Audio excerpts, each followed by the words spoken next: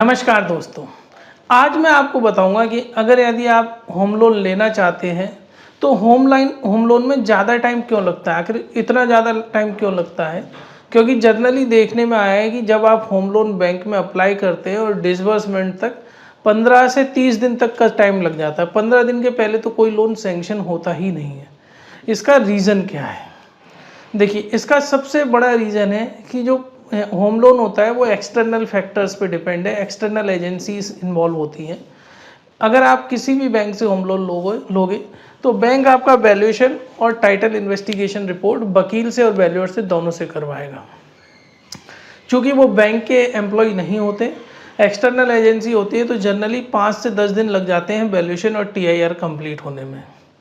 होता है क्या है, मान के चलिए आपने आज अप्लाई किया, बैंक ने डॉक्यूमेंट स्क्रूटनाइज करे, वकील को कहा तो वकील कहेगा मैं 2-3 दिन बाद इसकी टीआईआर रिपोर्ट बनाऊंगा, क्योंकि रजिस्ट्रार ऑफिस से सर्टिफाइड कॉपी निकलवानी होती है, उसमें 1-2 दिन लग जाते हैं। वैल्यूएशन वाले को तब कहा जाता है आप वैल्यूएशन करके आओ, तो वो भी एकदम फ्री नहीं रहता कि आपने आज बोला और वो आज की आज चला जाएगा। इस वजह से इनमें टाइम लगता है और जनरली 5 से 10 दिन तो केवल इन 2 चीज़ों में ही लग जाते हैं। दूसरा, होम लोन के लिए जो डॉक्यूमेंट्स की रिक्वायर्ड है वो बहुत ज़्यादा है। देखो, पर्सनल लोन में तो सिंपल 4 ही डॉक्यूमेंट्स चाहिए होते हैं, लेकिन होम लोन में डॉक्यूमेंट्स की रिक्वायरमेंट इसलिए बढ़ जाती है क्योंकि कई ऐसे डॉक्यूमेंट्स होते हैं जो प्रॉपर्टी रिलेटेड होते हैं, जैसे कि किसी अथॉरिटी से एनओसी लेके आना, कंस्ट्रक्शन की परमिशन लेना, इक्विटेबल मॉर्गेज क्रिएट कराना। यानी कि ये सब चीज़ें ऐसी हो जाती है बल्क डॉक्यूमेंट में।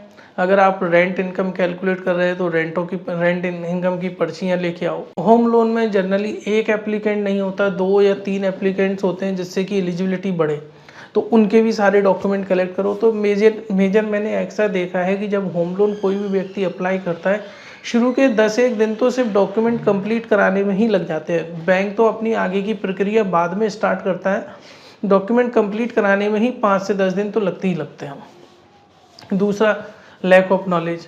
एक तो कि आपको नॉलेज नहीं है कि होम लोन में क्या क्या डॉक्यूमेंट देने हैं, और कई बार बैंक में भी खुद बैंक के जो फ्रंट स्टाफ होता है उसको नॉलेज कम होती है।